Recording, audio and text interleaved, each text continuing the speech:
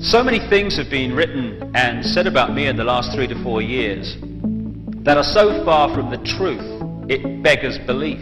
And yet all the time, even all these years on, I still walk down the street and some people laugh at me or laugh at me and my children.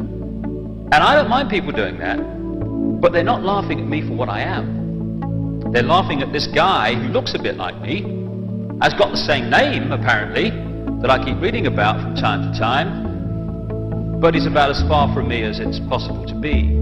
That's the person they're laughing at, the image projected out, not the real person, which they don't know.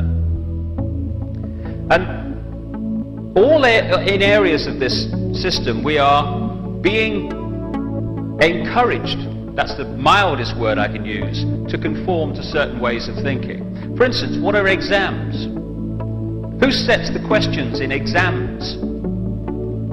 The status quo does. Who decides what the answers are going to be if we're going to pass those exams? The status quo does. And if we don't give the status quo what it wants to hear, we don't progress within it, which is a very powerful encouragement to give the status quo what it wants to hear and perpetuate the myths into the next generation. It's what's going on in the education system all the time. I remember talking to a physics student at Cambridge University once, and he said, I've heard more sense tonight about physics and the nature of life than I get from my lecturers. He said, but I can't say that in my exam because I'd fail. And another thing that kind of struck home to me when I spoke in America a couple of years ago is how we allow our world and our values and how we judge each other and how we judge others and what we feel guilty about or not guilty about to be decided not by what we think is right, but be decided often by what people sometimes thousands of years ago believed was right. Because we don't, A, ask the question why, which is the most liberating question it's possible to ask, and B, have the courage and confidence to stand up and say, well, I don't think we should be doing this. I don't care how long we've done it. It doesn't make sense to me. I'm going to do it another way. Last time I was in Liverpool, I told the story, but for those who weren't there that night, it's worth repeating, of the lady in the audience when I spoke in Houston in Texas, who came up to me afterwards when I'd been talking about all this, and she said, I've got a story, she said, that sums up what you're saying. She said, when I was first married, she said, I used to cut the corners off the ham before I put it in the pan and put it in the oven, She said, and one day my husband came up to me and said, why do you do that? She said, I don't know, my mother used to do it, what's it matter, So he said, well, why did your mother cut the corners off the ham before she put it in the pan? She said, I don't know, my mother, she just did it, what's it matter? He said, call your mother and ask why she cut the corners off the ham. So she calls her mother and she said, Mum, you know when I was a girl and you used to cut the corners off the ham, and why did you do that? My mother said, because my pan was never big enough. And if you kind of look at the world in general from the perspective of that simple tale, you can see that so much that we accept as conventional wisdom is merely existing for the want of the word why and the courage to say, well, I'm going to do it another way. If we don't start to do that, then we are the mouse in the tube, thinking we are free while going on doing as we're told. And that will have great consequences for our children, to say the least.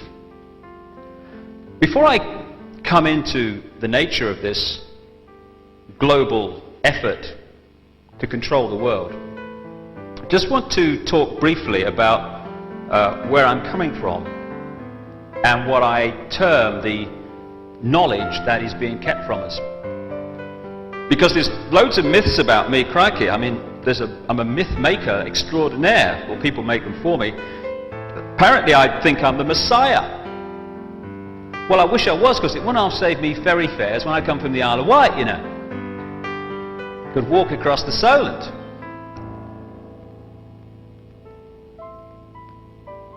I've apparently discovered religion, which is really strange that I've written 6 books challenging the imposition of dogmatic religion and describing it as one of the greatest forms of mind control known to the human race.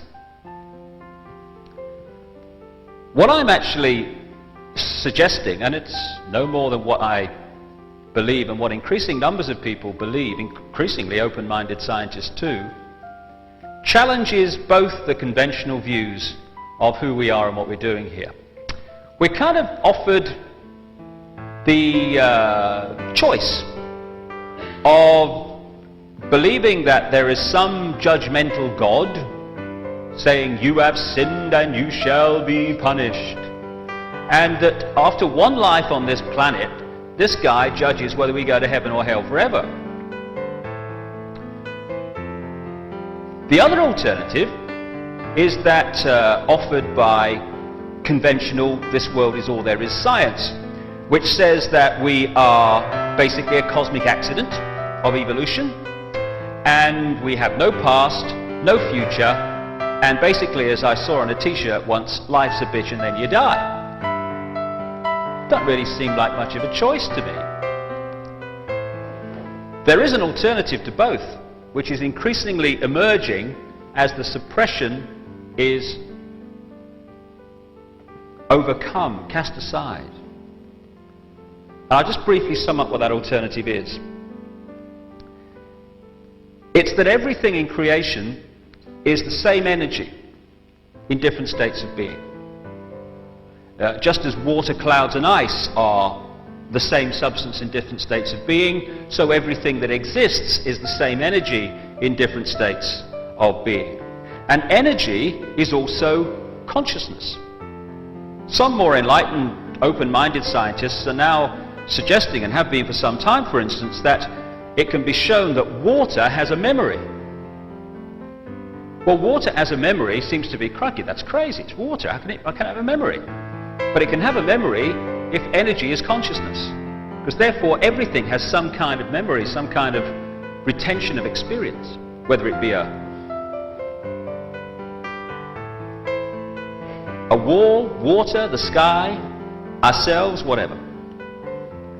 So if that is the case, then what we're looking at in this infinite creation is one gigantic mind.